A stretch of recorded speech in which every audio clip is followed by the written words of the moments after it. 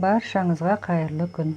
Бүгін мен сіздерменен таңғы аста дайындалатын құймақтың рецебімен бөлісетін боламын. Құймақ жасау үшін бізге осылай 2 жұмыртқа керек. Одан кейін мен ванилин қостым, 1 пакетигін. Сосын тұз қосамыз. Сосын мен өте тәтті болу үшін қантты көбірек қосам. Тәтті қылмайым десеңіздер, азырақ қоссаңыздар болады.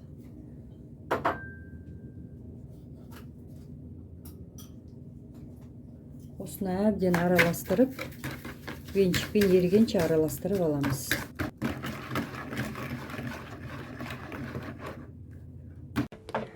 Мына жердегі әбден қантымыз бәрі еріді. Енді осының үстіне өте жылы айранымызды құямыз. Өте жылы айранымызды құйдық. Енді осыған ұн саламыз. Електен өткен ұн. Осыны аз-аздан қосып отырып араластырамыз әбден.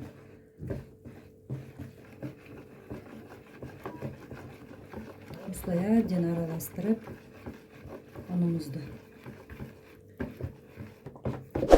Құймағымызды әбден араластырып түйін болып қалмас үшін әбден араластырып аламыз. Осылай.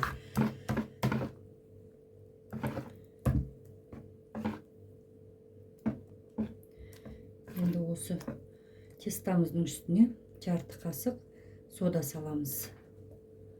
Ас содасын тағы да кішкене араластырып аламыз. Біздің тестамыз дайын болды. Енді салып пісіре берсек болады.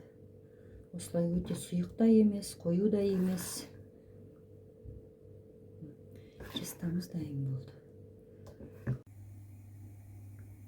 Енді осы қызып тұрған тапаға дайын болған тестамызды саламыз. Осылай өлшеп.